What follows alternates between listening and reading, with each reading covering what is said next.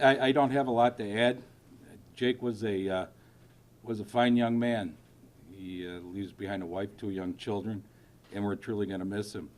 He was part of a group of officers that chased the worst of the worst, and unfortunately, sometimes when people are willing to take on these responsibilities, this is an unfortunate end. But I'd be remiss if I didn't just take an opportunity to thank all law enforcement and all the support that's come from the community just in the short period of time that we've been out here. Multiple agencies showing both their personal and professional support.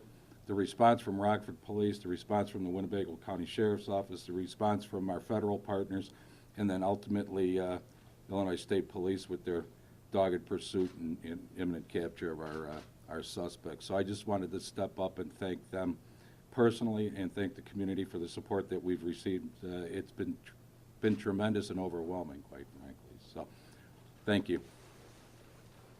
Could you just give us some insight into Deputy Jacob Keltner, what kind of an officer he was, and just an insight into his personal and his professional demeanor? Sure. Jake was a great guy. He was dedicated. He was hardworking. He volunteered for the position that he served in. Came from a law enforcement family. He was hired in 2006. His brother is a law enforcement officer in DuPage County. His father's a retired DuPage County and is still affiliated with the United States Marshals. Comes from a long line of service. He's a dedicated guy. He's a dedicated family man, and he's just truly going to be missed. Do you know how old his children are, sir? I don't know exactly. I know that they're elementary age or school age or younger. You said the outpouring was tremendous and overwhelming. Can you elaborate?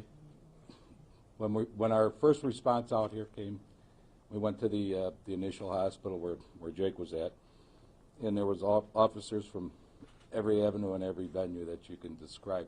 We were met by a Rockford officer. We were escorted to a private room. We had Winnebago County out there assisting us. The federal partners drifted in. Local law enforcement drifted in. The medical community drifted in. The security staff drifted in, as well as people that we met throughout the halls as we traversed back and forth between various locations. Went to the second hospital where some of the other officers are involved with.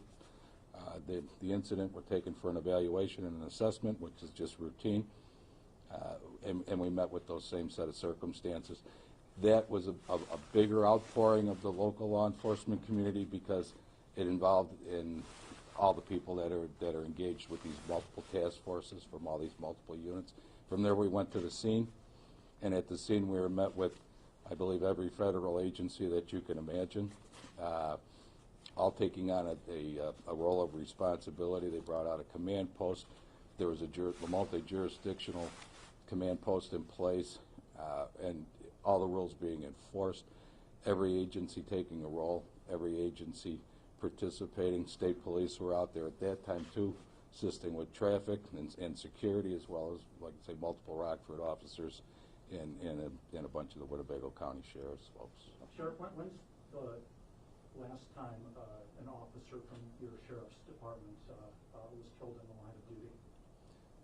Well, we had one that succumbed to his injuries. He was shot about 5 years ago, and about 3 years ago, or 3.5 years ago, he succumbed to the injuries that he sustained during that shooting.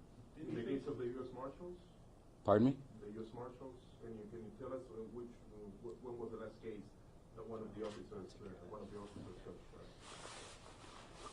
So now